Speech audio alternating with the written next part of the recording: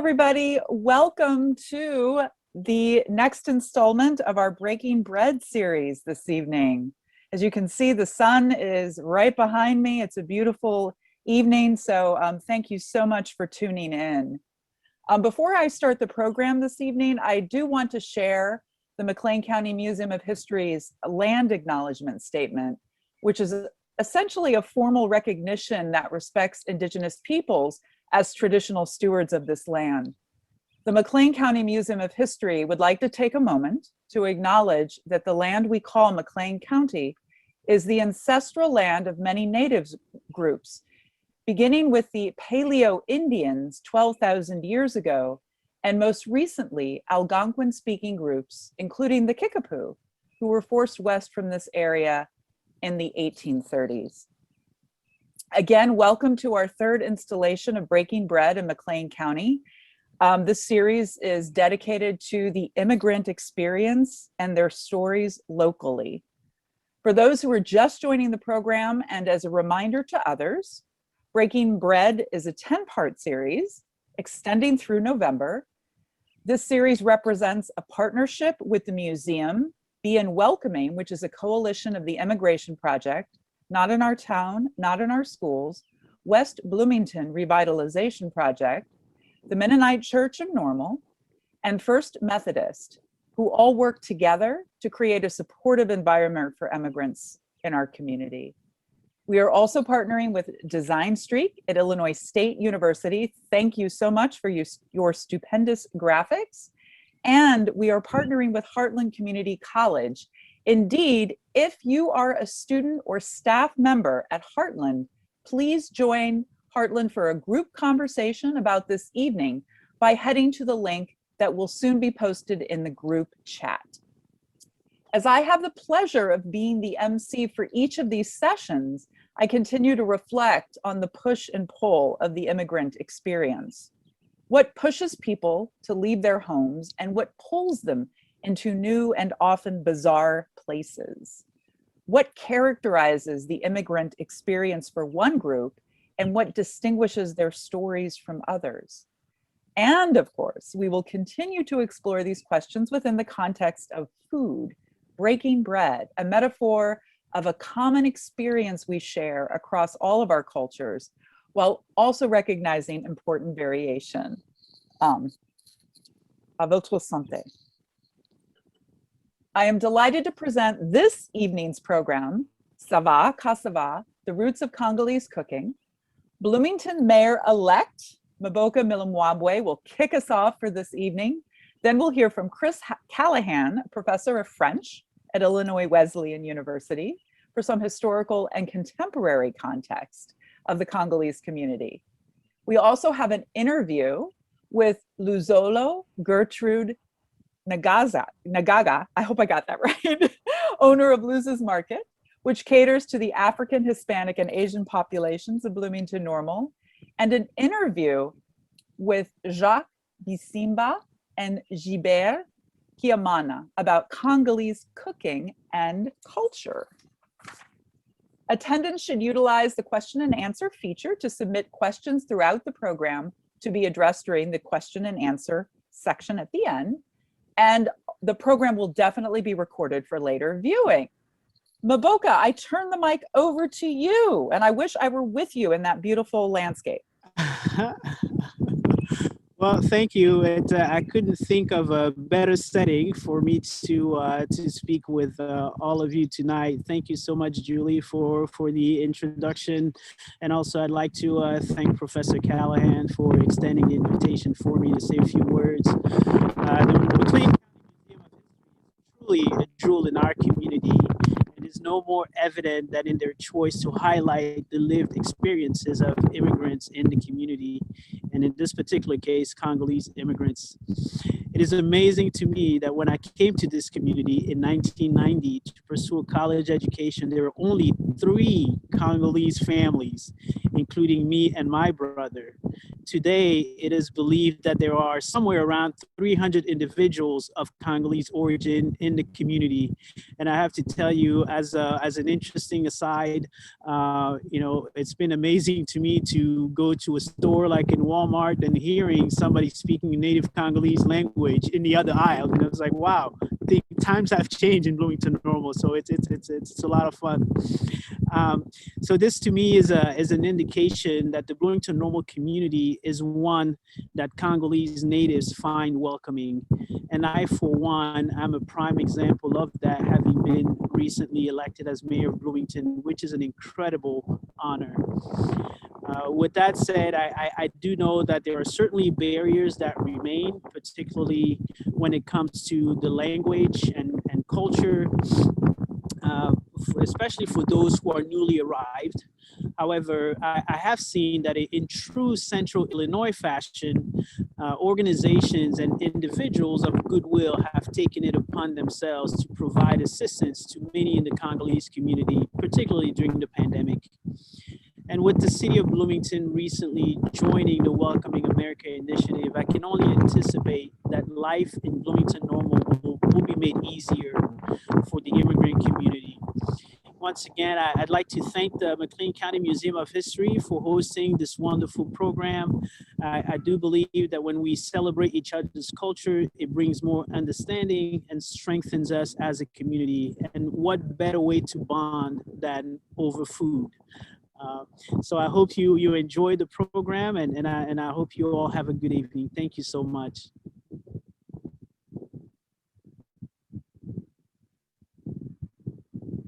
Thank you, And I think I'm Mboka. going to pass it along to Professor Callahan. Yes, thank you. Warm greetings to all. I'm Chris Callahan, professor of French at Illinois Wesleyan University. And it's my pleasure to explore with you, as we perhaps saying for too many times already, one of Bloomington-Normal's dynamic and often unrecognized human resources, the Congolese immigrants to McLean County. Now, I've lived in Bloomington for 32 years, long enough to have greeted some of the earliest Congolese arrivals to the area, welcoming them as fellow Francophones. Language remains a strong bond between us, and while this European language we share can sometimes obscure our cultural differences, it's also served as a vital bridge over the years to understanding. One of those bridges was crossed by my youngest daughter, Therese, who married into the Congolese community in 2011. And though she and her husband, Louis Mukobi Mpama, have since emigrated to Quebec, some of Louis' friends that they left behind are my collaborators this evening. So French is an official language of the Democratic Republic of Congo, one which all Congolese learn in school, in addition to their ethnic language and one or both national languages, Lingala spoken in the western half of Congo and Swahili spoken in the east. And outside of Congo, French is spoken across Central, West, and North Africa, and thus finds itself increasingly important in our post-colonial world as a promoter of unity among diverse peoples. It's important at this juncture to clarify that there are 2 countries in Congo called Africa. We have the Democratic Republic of Congo, also called Congo-Kinshasa, which is a former Belgian colony and is the largest country in sub-Saharan Africa. Here in this slide, you can compare the surface area of the DRC with that of Europe. While across the Congo River from the Democratic Republic of Congo, you have the French colony, former French colony Republic of Congo. So the 2 republics are often denoted by their capital cities, Congo-Brazzaville and Congo-Kinshasa. The Democratic Republic of Congo, which I'll henceforth refer to as the DRC, gained its independence from Belgium in 1960, after 80 years of brutal and exploitative rule. The first years of independence were chaotic, as both the US and the Soviet Union were struggling to shape the political ideology of the new republic. And this struggle led to the assassination of the first prime minister, Patrice Lumumba. Actually, it should be 1961 on my slide rather than 1960. And that disorder came to an end in 1965 with the seizing of power by a career military officer named Mobutu Sese Seko, who renamed the country Zaire, who imposed his tribal language, Lingala, as the national language, and ruled with an iron hand for 30 more years. The DRC is a country of abundant natural resources, lumber, rubber, gold, diamonds, copper, cobalt, coltan, enough to make it one of the most prosperous nations in the world. But rather than use these resources for his own citizens, Mobutu siphoned off the profits to benefit his family. And as his power was weakening in the early 1990s, the Rwandan genocide erupted into eastern Zaire, and Mobutu was brought down by rebels funded by Rwanda. Mobutu died in exile in Morocco in 1997, and the man who overthrew him, Laurent Désiré Kabila, was then assassinated in 2001, purportedly by his own bodyguard. Kabila was succeeded by his son Joseph, who had been raised in Uganda and spoke none of the languages of Congo. Kabila ruled until 2019, when he was replaced through UN-observed elections by Félix Tshisekedi. Throughout this time, however, militias sponsored by multiple countries have fought for control of the mineral wealth of Eastern Congo. Primary among these minerals is coltan, a rare earth mineral used in the circuitry of cell phones. It's mined in fewer than a dozen countries around the world and exploited principally in the DRC because of labor costs. So as proud as we are of our worldwide connectivity, it comes at the cost of instability and bloodshed in Congo. And this struggle continues. Even this weekend in Goma, the capital of North Kivu province, there were massacres. So here you see North Kivu next to Rwanda, and Goma is the capital city of this province on the north shores of Lake Kivu.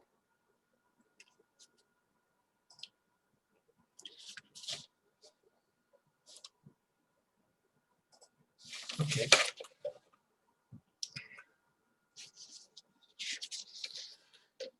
Turning to immigration now. The wave of arrivals from the DRC began with the fall of Mobutu in 1996. As Mayor Elect Mwilambwe says, prior to that, there were students from Zaire whom I shared classes with in the 70s. But those who fled the new DRC were at first from the ministerial class of Mobutu's government. But then with two civil wars between 1996 and 2002, and militias continuously battling for influence in the East, threatening in the process some of the world's largest intact tropical ecozones, the DRC has witnessed a continuous flight of educated persons, causing a significant brain drain on that country. Congolese citizens make their way here by playing the US State Department's diversity lottery, which grants only 50,000 visas per year to applicants from across the world. Diversity visa applicants must include with their application a high school diploma at minimum, a record of employment, and the name of address of a sponsor willing to take them in the US. Applications are fielded from October to December and acceptances sent out the following May, which already leaves you a long time in waiting. With a $600 application fee required for each visa, families usually spend another year gathering the necessary funds. And once arrived here, the breadwinners in the family have to enroll in ESL classes, find a job, rent an apartment, and enroll their children in school. Without English and with African university degrees that aren't recognized here, job prospects are limited at first to factory work, cleaning at State Farm, and nursing homes.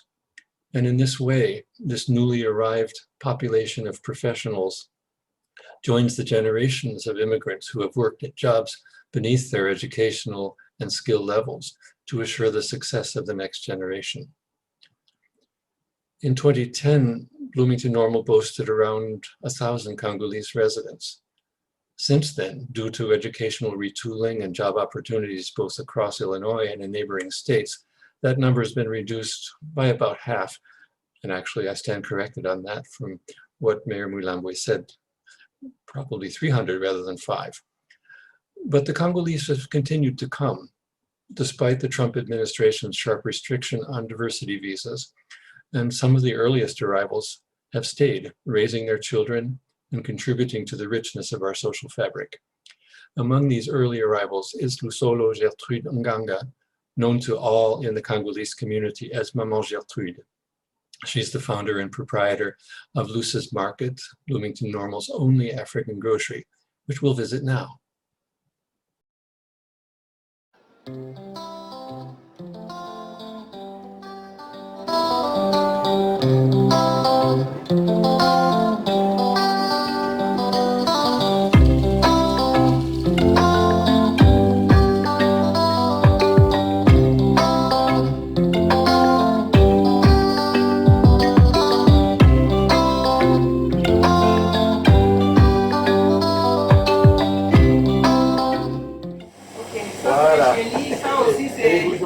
Un petit poisson là, on appelle ça ndakala.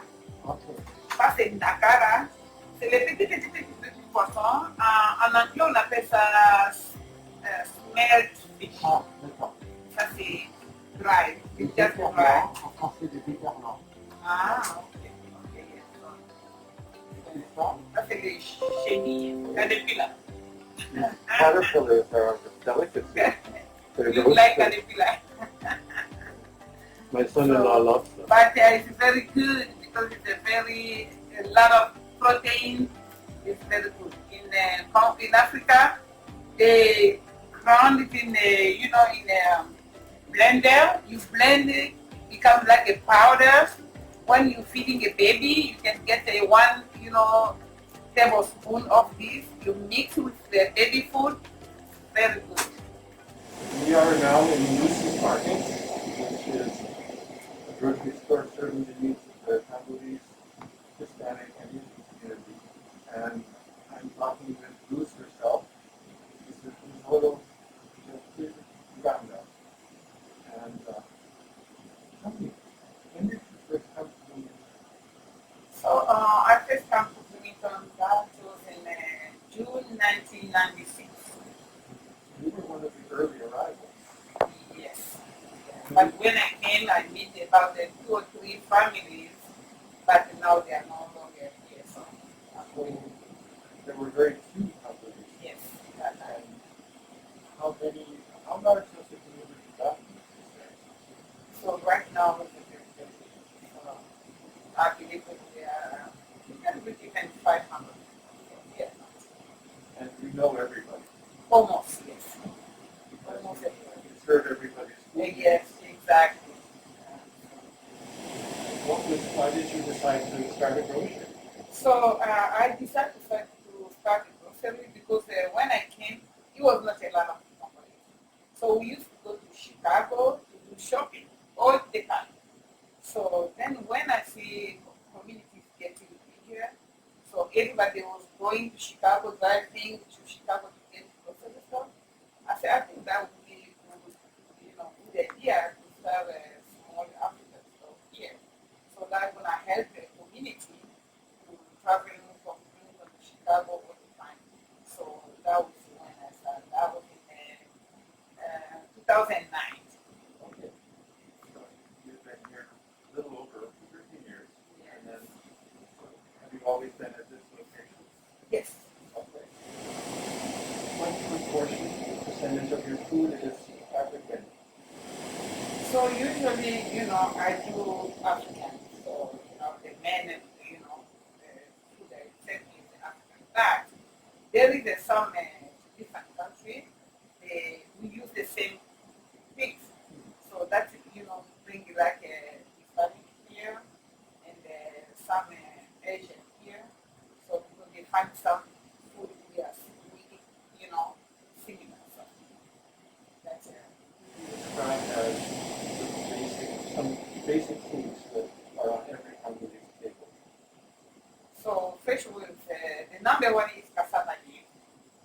cassava is fufu, makayabu. Also, that is a salt fish and smoked fish. There's a lot, but you know the number one is cassava. Cassava is if the leaves come from cassava, you know. That is you know is cassava, you know cassava. And in Spanish they call it yuca. So because Hispanic people they call it yuca, but we call it in French manioc. Yeah, so that is you know the main vegetable we use in Congo. But in Congo we use cassava flour for fufu. But most people they mix it with corn flour. Okay. Yeah, some they just like it that way, and some they don't want it just like this. They mix it with corn flour. You can also make fufu flour out of plantain. Yeah, the plantain, green plantain. They make it also fufu flour, green plantain. But Congolese, they don't use it, you know, we don't use this flour. This flour is for Ghana people and the Nigerian people, but not for Congo. Fufu is, you know, is something like a fufu and Pondu. If you visit like 10 houses, I can tell you maybe 8, they're going to have a Pondu and fufu. You can see it, you know, in the table of Congolese. So, when we come in the party, we use this one. Let me show you. This one is the same thing they use for fufu. But this is yuca. They put yuca in the water, they fermented, they fermented this, and they do the process to make this. It's just very, if you don't eat fufu, you're going to eat that one. It's very similar. That, this one is just a fermented yuca. We call it kwanga. In French, chipan. There is a banana leaf or inside. So to wrap it, then I can show you. I can open it. So, because just here we use algae. But you see the way it goes? And it's just cassava processed inside. So then we call it kwanga. So in the party, we use more kwanga than fufu. Yeah, because to eat fufu is very messy. You know, we don't really eat it in because we use the hand, stuff like that, you know. When I eat fufu, I use my hand, you know, to feel it. I'm eating fufu. But this one, you can eat with fork, because, yeah, so that's why the Raymond, they don't, you know, serve fufu that much in the party. We call it mackerel in French, but in the language, we call it thomson. So, it's the number one fish we use in Congo. And this one is a cod fish, C-O-D fish. The way we use it, they I don't know, they put salt on it. That was the way we use to hunt, you know, our fish. So you can dry it, or you can put it salt and make it dry. So we call it makayabu. It's very good. So to cook it, you have to leave in the water like overnight, and you change water maybe 2-3 times at night. So next day, you remove to the water, you cut it, and we cut onion, tomato, green onion, garlic. You make sauce together, and you add on this. So that is you know, the recipe I give to you to make a makayabu. So here we have is a traditional tea. It's a African tea. In my language, we call it bulu. I don't know if they have it in English or something, but I never see it in America. It's something just comes straight from Congo. And they grow it, it comes with a big tree, then the leaves, then we dry it, we make it tea. It's very good if you have like a flu, coffee, stuff like that. It's very good medicine for that. But you have to cook it just simple like tea. We call it matembele in my language. We call it matembele. We remove the skin like this before you cook it, and you're gonna chop this one. Just a regular sweet potato. You will cook it just the way you cook spinach. It's very good, very, very good. Then we eat it with fufu or plantain. This is the plantain, chopped plantain and fried. So we have some donut. That is very similar to donuts. We call it in French beignet, and in my language we call it Mikate. In Nigeria they call it papa. So in Ghana they call it, in Swahili, Tanzania, in the east of Africa, they call it mandazi. So you mix flour and sugar and yeast, then you leave it for a few hours. Then when it starts to, getting like bigger, and you add some sugar. Then leave it a little bit again, then you mix it again, then you start using the hand to make it. Then you get in some, you put in the oil, and you fry it. It becomes like a donut. Or you can eat it like snack or breakfast, or you can take coffee with.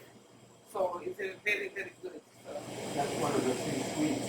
yeah, it's very sweet. So, people love it. So it's very good. So it's good to serve people when you have I don't know, finger food. That is the most finger food we use. And so, people are gonna see the video. So they like to try or anything from Africa. They can come to meet me. I'm ready to give anybody the recipe they're looking for. I'm gonna supply the recipe so they can make themselves at home. So I have almost everything you need to cook African food. So thank you so much. Thank you for visiting me. Okay. Thank you.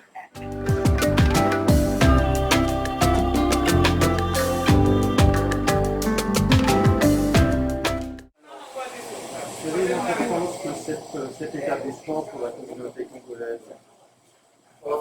L'importance de cet établissement, en tout cas, ça aide la communauté congolaise en particulier et en général la communauté africaine. Ici, on peut trouver le produit de l'Afrique, le produit que les Africains utilisent. En tout cas, c'est pour cela que les Congolais viennent ici, ainsi que d'autres Africains aussi. And now we will hear from two longtime residents of Normal, Jacques Bisimwa and Gilbert Kiamana, as they talk about why they left home and how they and their families have adjusted to life in a new country, learning a new language and acquiring new job skills, and what it means to be both African and American.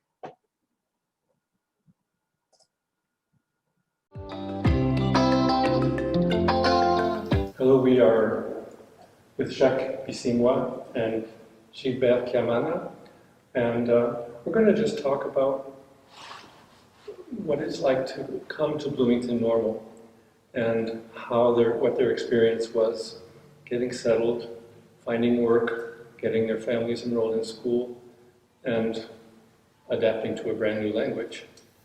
Maybe begin with when you came. Gilbert, you came first, correct? Yes, I did. I came here in 2003, lived for a while in Urbana, by Champaign County. And you live there now still? No, now I moved to Normal here. Oh, okay. Yeah. Oh. And Jacques? Yeah, I'm here since 2005. I came from Africa. I was living in Benin, so I didn't come from the Congo, straight from the Congo. I left Congo because of the war. It was a conflict. I was living in the eastern part of the Congo. That's where the war was raging. And I decided to leave because I was working there as a medical doctor, was a physician, and because of this security, I decided to leave the Congo and the military. I don't know what they're looking for, and they shot my boat because I was working on an island on the Lake Kivu. So they shot my boat, but was lucky. The bullets didn't hit the boat, but I had the sound of the bullet in water, and that's when I asked the driver to stop the motor, the engine of the boat. And when we tried to look around, we saw the military was asking us to go to them, and we brought our boat toward those military, and they asked us to come out and to lie down, face on the ground. While we were lying down, we didn't know what we were going to do with us. There's a boy who was working for them, and when the boy saw me, he just started screaming, "No, this is our doctor, it's our doctor." And then they stopped. They asked us to stand up. I decided to go back home, and that night I remember I got a fever. Yeah, because of the stress, I got a fever. I was just sick for the night. When you escape the death, of course, I was on the water and they're trying to shoot us. So it's just a fact to think about. If the bullet hit the boat, it was a death. Gilbert, is your story as harrowing? No, my story is different. I was working as an accountant back home. I first worked with Mobil Oil, and then around 2002 came the merger between Mobil Oil and Exxon. This is where we have now the new company named ExxonMobil. And I think after here, ExxonMobil decided to leave the Congo because they couldn't get along with the new government.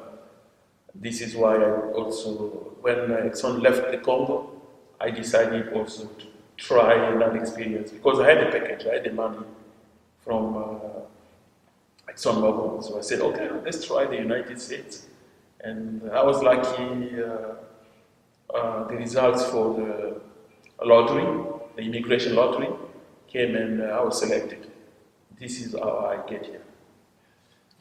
Very hard to get here without that. It was very, very difficult when I got in Urbana.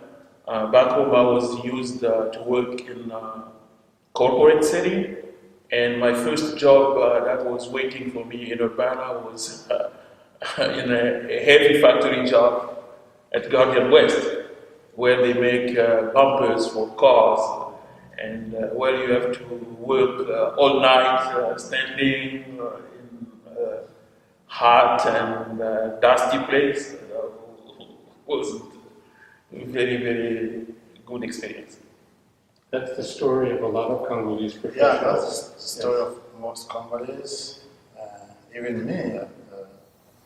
I didn't think about coming in the US first. No. I thought, okay, because the country is insecure, so okay, I go to another African country so I can specialize in surgery. That's 5 years of training. So I thought after 5 years, the country gonna be more, gonna be peace. So I said to myself, okay, I leave the country, maybe after 5 years, there will be no more war, it will be peaceful, and I'll be back.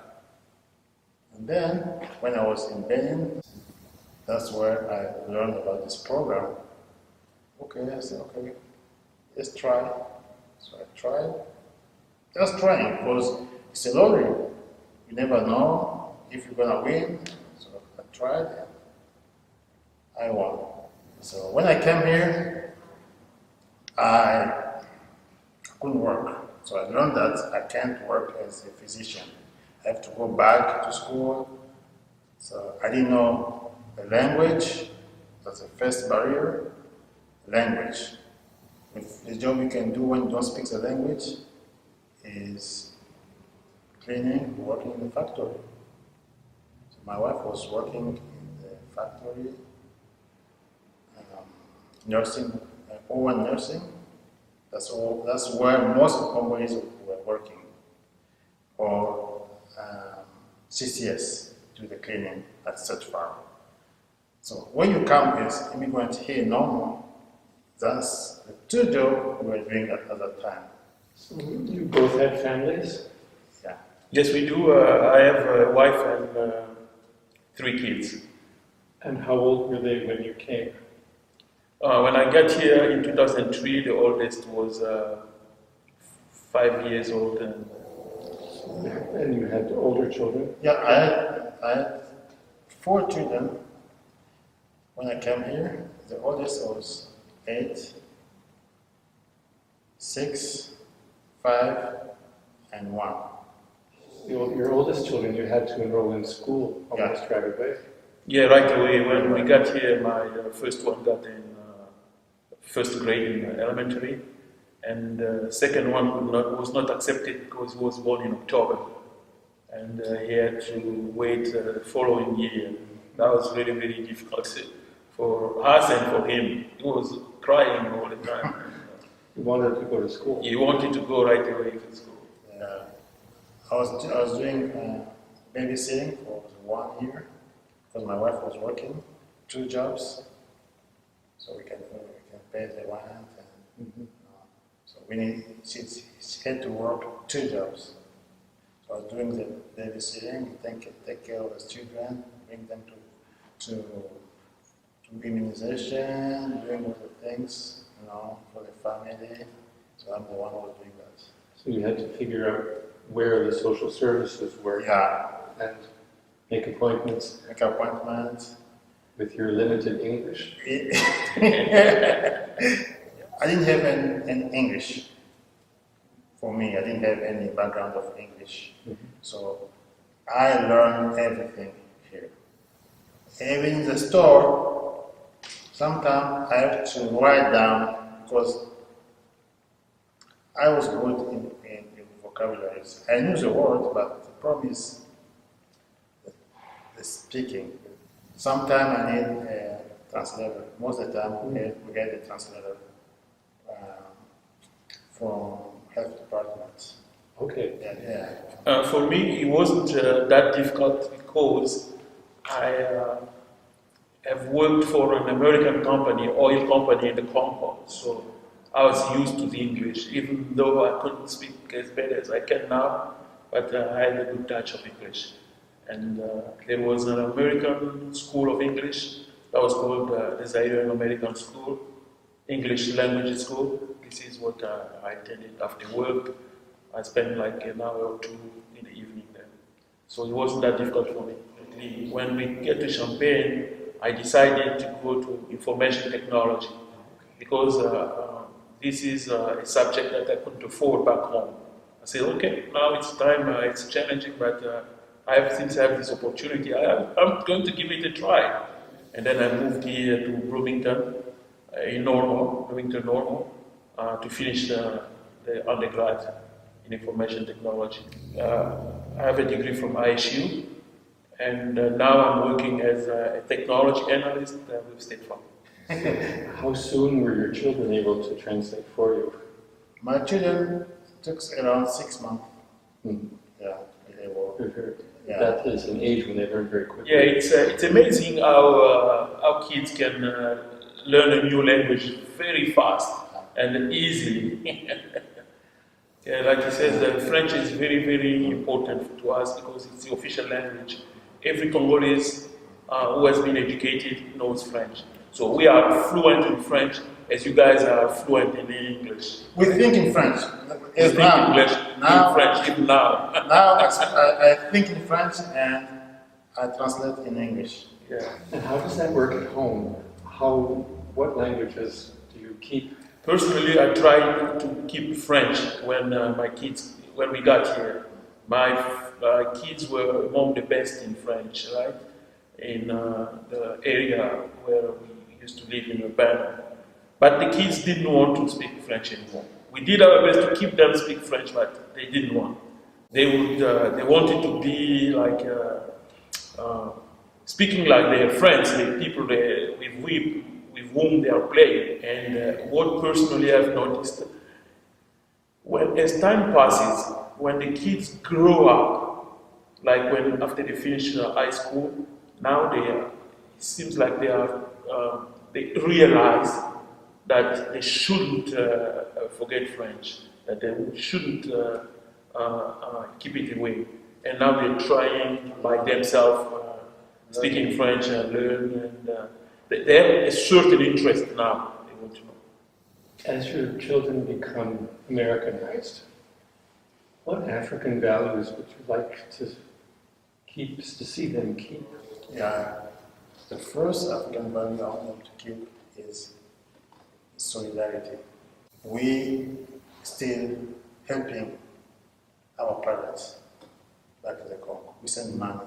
You know, in the Congo there is no social security, there's no retirement, so we are the retirement for our parents. So that's culture of helping, take care of the elders. It's really what we want them to continue to do. Even for us, because we start to work at late age. Yeah. We don't have enough money in our retirement. That's the truth. Yes. It's the truth. We start to work at 40 or 55 with only 10 years of working. Because we spend most of our time in the Congo, we don't have any saving. So our kids, they must have that. We teach them to think about us as we do for our parents. Yeah, I would add a little bit to that. So what Jacques has said, solidarity is a family value. So they need to live as a family between the siblings. They need to consider themselves as a family, helping each other. Like in my case, I have 3 kids. The first one has graduated from university, the second one is still in engineering, the third one is still at high school. So we teach them, they need to take care of their young sibling, their family. So this is the biggest value we want them to keep. Do you find American individualism really strong? Does it seem to oppose the solidarity that you're hoping to preserve? Is there a clash? I think there are pros and cons. American individualism is good because people are more responsible. They take their life seriously. Whereas in Africa, since they know there is solidarity, they can get from siblings. Some people, I would say, they can make it themselves because they know the help is available. So I would say the American individualism is not that bad. It's good, but maybe they need to add something, taking care of their family too. But I understand also because you guys have human services available here. They can get a leave there. They can get maybe the state nursing home, stuff like that we don't have. This is why we have to provide everything. So when I compare the two, I think the American individualism is not bad. Makes people more responsible. Yeah. The American value I teach to my children is hard work. And independence. And independence. Especially hard work. That's what I teach to my kids. And I think they use that because all my kids, they are hard workers. I told them, you can use physical muscle, to work hard. You can do sports, you can sing, and you can use your brain. That's what I told them. for me, I use my brain. And another value I like here, in the American culture, besides the hardworking Jacques said, the community resources are managed very well. The city officials, they don't use the state money and they don't steal it. They don't waste it in luxury. This allows everyone to enjoy a good life. Yeah, this is what I like a lot. But over there where we come from, they steal the government's money, the people's money, and they waste it in luxury stuff. And as a result, the majority of the people are living in poverty. So this is a good value here. The community resources are very, very, very well managed. You continue to eat African, it's important. But how about your kids? Are they as attached to African foodways? My older children eat African food like Pondu, Fufu, but the youngest who was born here, she's American. She doesn't want to even eat like fish. Oh, really? Yeah, she doesn't touch the fish. Pondu and Madesu, she's a little. She likes pasta, going to Chick-fil-A or the Chinese food. I don't know why she doesn't like African food. She was born here. My kids still eat African food, but there's some food they really like from Africa. Because most of the time they spend at school and they eat American food. That's why they learn to eat American food. But they still eat the food cooked by their mom. Even the one born here, still like, she's the one who like the African food the most. Yeah. Yeah, she still like, especially Pondu, which is cassava leaves. Yeah, all of them like cassava leaves. So does it make you and your family feel like you're in touch with your roots when you eat? Yeah, of course. Silly question. Yeah. So now, having talked about food, we're going to be invited into the Bisimwa and Kiamana family kitchens, where we will be able to watch as they make fufu, pondu, and beignet. Je vais vous montrer comment préparer les feuilles de manioc qu'on appelle les pondu et qu'on appelle encore les sombe. Ici, j'ai 1 kilo de sombe, de pondu. Je mets 1 litre d'eau au feu et puis je vais mettre mon sombe dedans. C'est-à-dire, je vais faire bouillir les pondu dans 1 litre d'eau.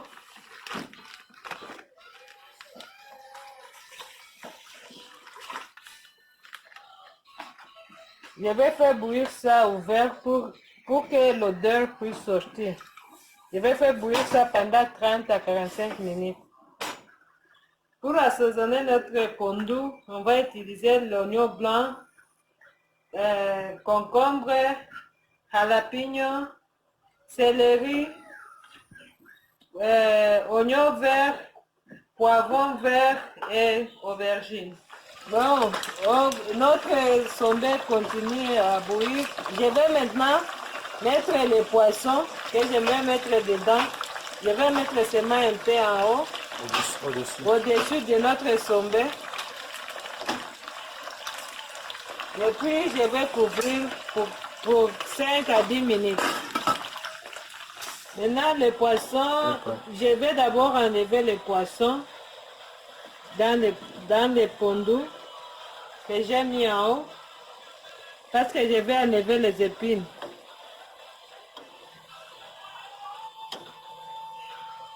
J'enlève les poissons. Maintenant, je vais mettre mes légumes. Oignon blanc et oignon vert. Puis je vais mettre mon poivron vert. Je mets la lapine. Et puis je vais mettre mes aubergines.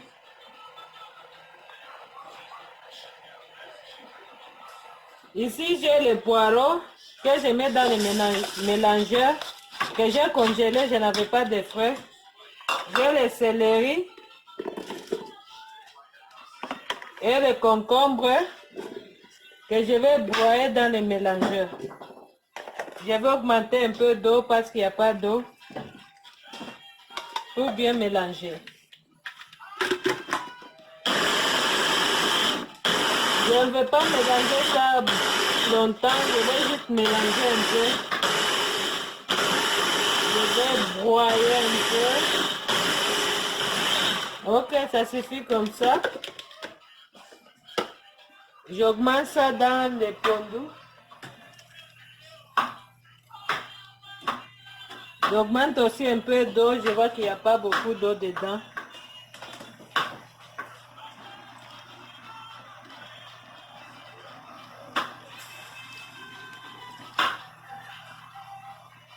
J'ai déjà mis tous mes légumes. En même temps, je vais mettre mon huile rouge. Huile de palme. Huile de palme, qu'on appelle huile rouge. Je n'aime pas mettre beaucoup, je vais juste mettre un peu.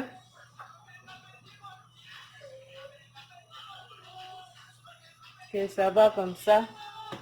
Et puis je vais mettre aussi du sel.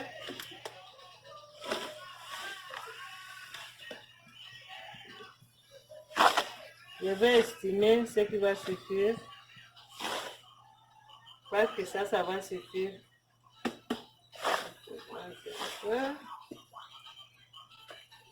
Puis je vais fermer encore pendant 30 à 45 minutes. En même temps, je vais préparer mon poisson. Je vais enlever les épices sur mon poisson pour mettre les arêtes sur mon poisson pour mettre sur mon sommet.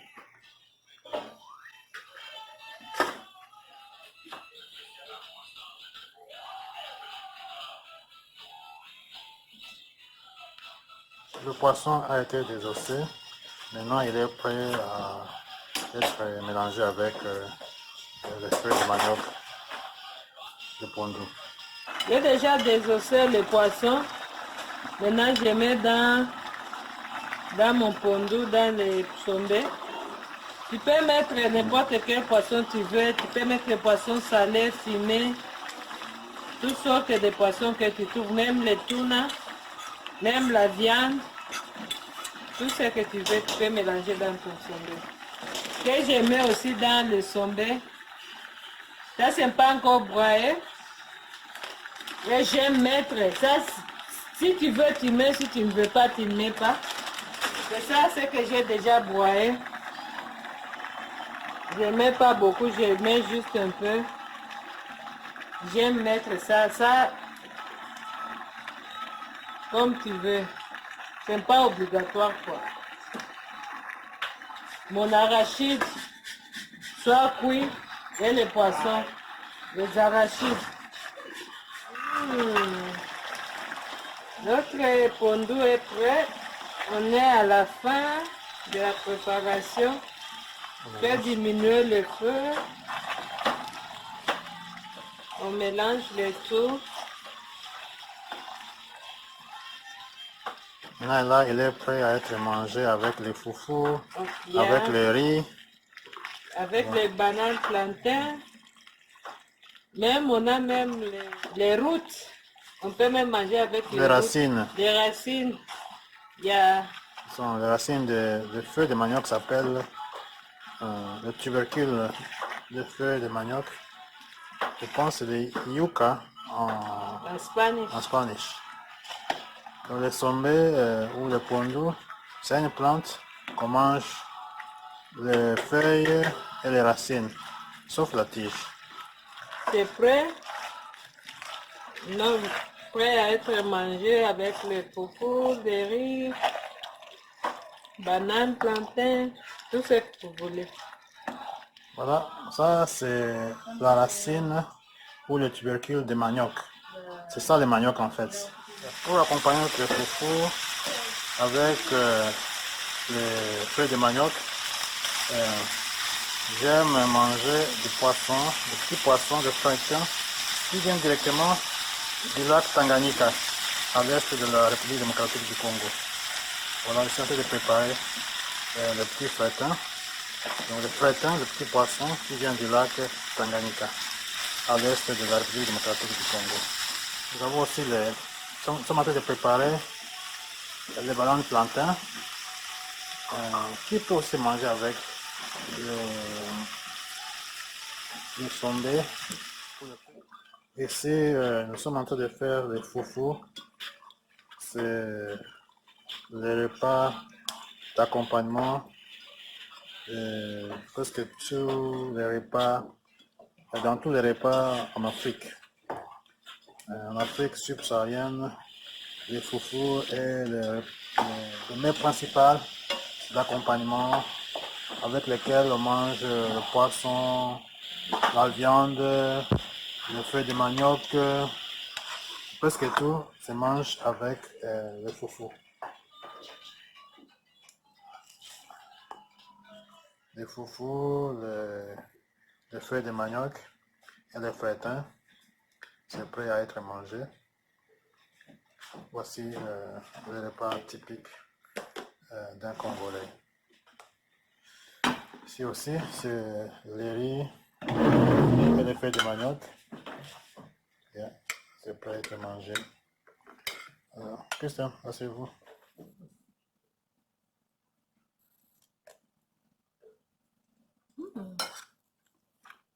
Do you like it? Mm-hmm.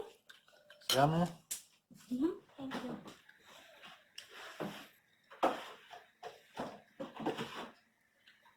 You want to try the little fish? Yes, please. Okay, take some.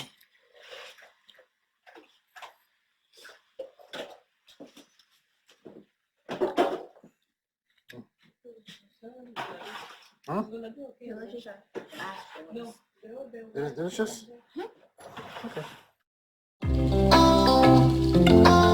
Hello everyone, my name is Aurora Kiamana and this is my mom, Lillian Kiamana.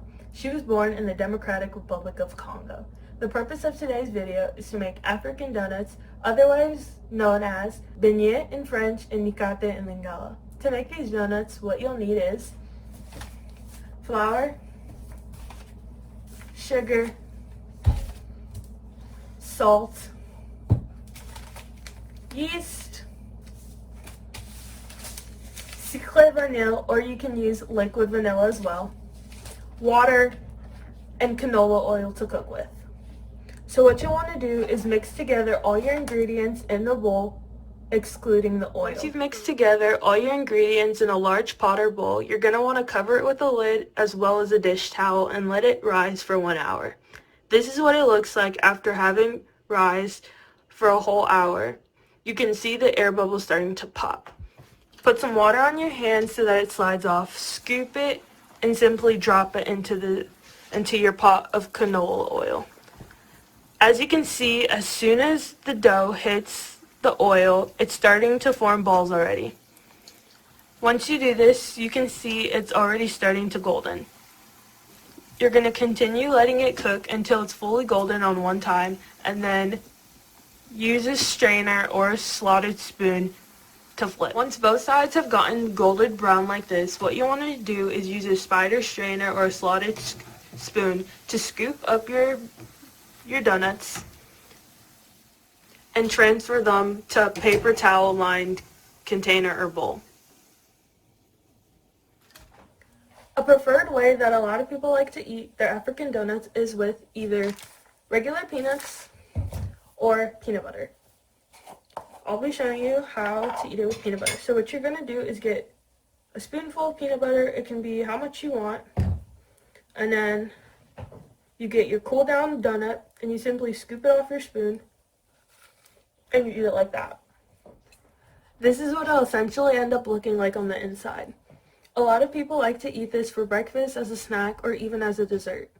I hope you guys liked watching our video on how we make African donuts, otherwise known as beignets in French and Mikate in Lingala. Thank you.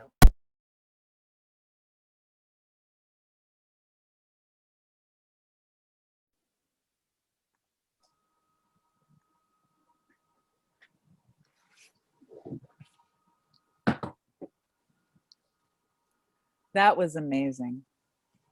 I want to eat right now. Lots and lots and lots of food. You know, a good friend of mine is Moroccan, and I swear the best fish I've ever eaten he made for me. And it just incredible.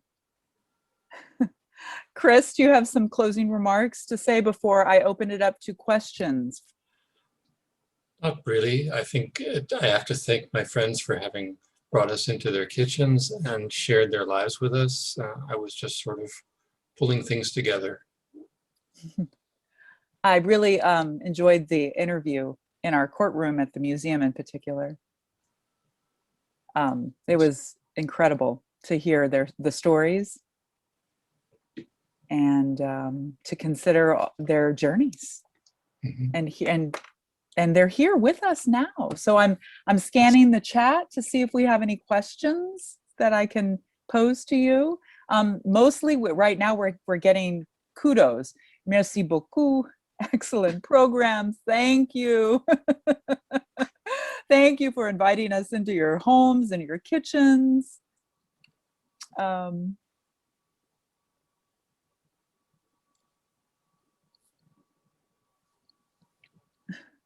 More kudos. Excellent program.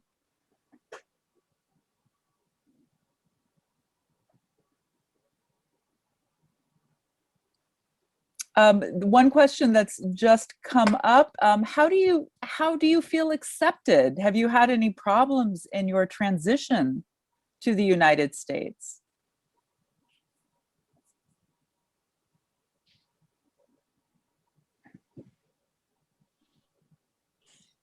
Hannah, can I speak?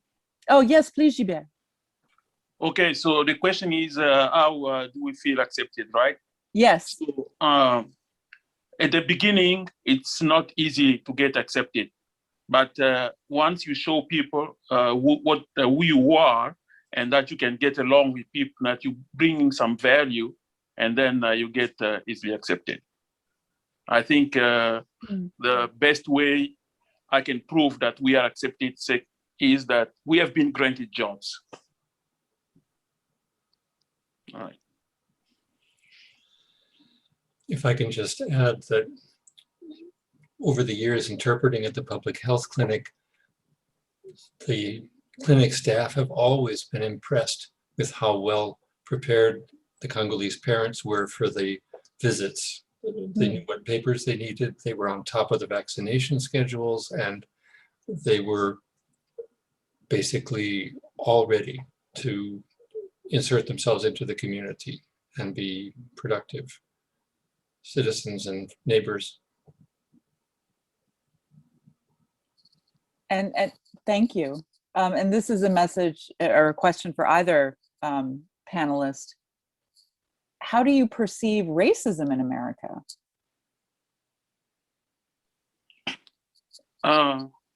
Personally, I would say first, racism is everywhere, everywhere. Even in the Congo, where we come from, there is a certain sort of racism between ethnies.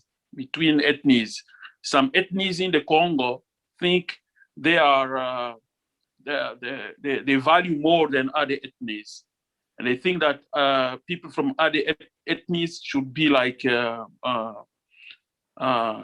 maids or some people who can do only small jobs, right? And they think they don't have value. Now, when we leave the Congo's setting, we move to America, it's the same. It depends on people. It depends on people. And like I said, if you want to go above all this, show people what you are able to do. And then you will see people, you will get accepted. It's everywhere. Even if you go to Europe, you'll find it in Asia, everywhere. Racism is everywhere. The only thing is how you handle it. That's it. I don't know if Jacques can add something to it. Jacques? Yes. From my experience, I don't feel any racism.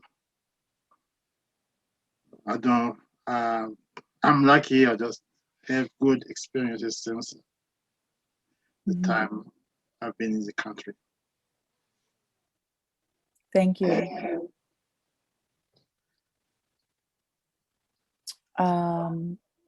Here's a question. Beyond the differences in the ingredients, the person asking the question would be curious to know if there were things about eating habits, table behaviors, or food values in the United States that you had to adapt to when you first came here. Yes. Yeah. So it wasn't easy for me. So it took me time to adjust to American food.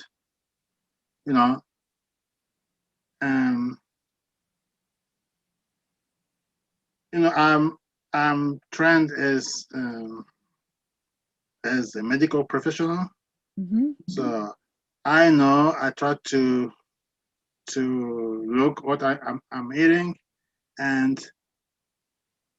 when I saw the food here, I saw there's cheese everywhere. Right. There's cheese everywhere. I know what cheese is. I know what cheese is as a medical professional. I know. And I just for me, it was just a lot of fats in American food. So it took me time to adjust to that food until now. I don't eat. I don't prepare American food in my house. I buy it for my children, and at that time I can taste. Or at work, when there is potluck or there's pizza and other food, with a lot of sugar, donuts and cakes. All the time, there's cakes for a birthday, for any event. I know this is a lot of calories. This is a lot of sugar. This is a lot of fat. So I try to limit my my exposure to those food. But I eat sometimes. Because I have to share with people. Right. Yeah. Symbolically. Yeah, I have to share. That's the time I eat American food, when I have to share with other people. Right. But from myself, when I go to restaurants, so I try to see what I'm gonna eat. Yeah, I choose what I'm gonna eat, which can I try to choose, pick some food I feel like is healthy for me. That's me. But I know my kids eat everything. They like American food.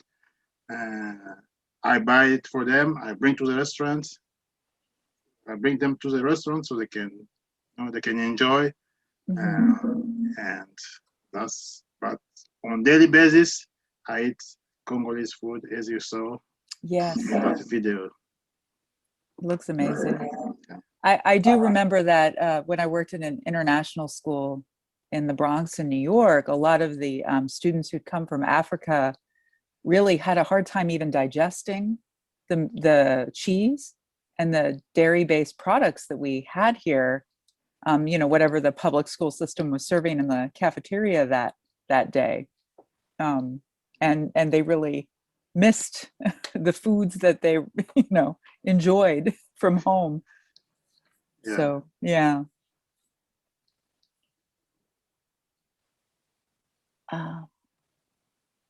Of the 300 to 500 people here in Bloomington-Normal, what would you say is the estimated split between female and male? Any comments on the age demographics? I want Gilbert to answer. Oh, Gilbert, yeah. Yes. Right now, I don't have the exact number, but I think there is, I would say for the adults population, we have this about the same number of male and female. And age demographics in terms of the average age, I would say, should be around 40. The average age should be around 40. And what is the religion of most Congolese? Most Congolese are from the Christian religion. A few are Catholics, but most of them are in the group of the Protestant. Even if they go to a Congolese church, but they are in the Protestant group. Have you found any restaurants that serve African food in Central Illinois? No. Any restaurant, no. I guess it should be very difficult for them because they may not be able to cover over all the fees for running the restaurant. I see. Yeah, because most of Africans cook at home. So if you run an African restaurant, I don't think you can make it cost-wise. I see. Well, and just having watched the preparation of the food, there are a lot of complexies and depth to the cuisine. It's amazing. But I wish there were, so I could enjoy. Maybe you should invite me over for dinner when we can do that sort of thing again. I'll be happy to bring, something else that's healthy to enjoy with it. Anyway. Yeah, after the COVID situation, this is possible. We can do it. Yeah. Right. Yeah. And I used to run a group, One Heart for the Congo, and we used to organize a potluck where we bring Congolese food, and when I was student, it was a student group. Yeah. So, well, a panel, someone has recommended that I cook some of the food that I learned about this evening, and that's exactly right. I definitely want to give it a try. Yeah, we can have someone teach you how to cook it, Hannah. yeah. Thank you. It's possible. It's possible to do it. Yeah, let me add something here. Yes. Since we're speaking about food, my wife is a cook. She cooks for the Evergreen Village. It's an assisted living here in Road and Towanda. So she knows how to cook both American food and African food. So maybe we can invite you one day and try African food. So. I would enjoy that. And now I know where to get the ingredients at Luz's Market. Yes. Store. Yeah. Yes. One aspect Chris didn't explain is in the Congo we have 400 tribal groups. So, and every tribe has its specificity in the cooking. So, for example, the way my wife cook gonna be a little bit different from how Gilbert's wife gonna cook. That makes sense. Yeah. Sure. So there's, and it makes the difference in a good way, because there's difference of flavor. When I go to Gilbert's house and I eat the food there, I'm gonna taste. I'm gonna have another taste, which is different from my house. Right. So sometimes we visit each other and just to go to enjoy food, a different taste from another family. Since most of us, we are from different parts of the Congo, so we are from different ethnic groups. Yeah. That makes sense for sure. Well, thank you so much for sharing this evening. We've gone many minutes over, but it was well worth it. And I've learned a lot from you, and I know that our audience also really appreciates the information and the cuisine and the stories. And it just adds to our general understanding of what it's like to emigrate and make a home someplace other than where you originally came from. For the audience, we will have the next Breaking Bread session on May 8th. This time it's at 1 p.m. And I know I'm going to mess up the pronunciation, but I'm going to give it my best shot because I'm courageous. It's Cafe, Knäckebröd, and Coal, Swedish American in Central Illinois. And Hannah's going to bring that to us with Edgar and Virginia Lundin and other members of the local Swedish community. But I am deeply indebted to those of you who've participated this evening and shared your stories and recipes. And thank you so much for your time.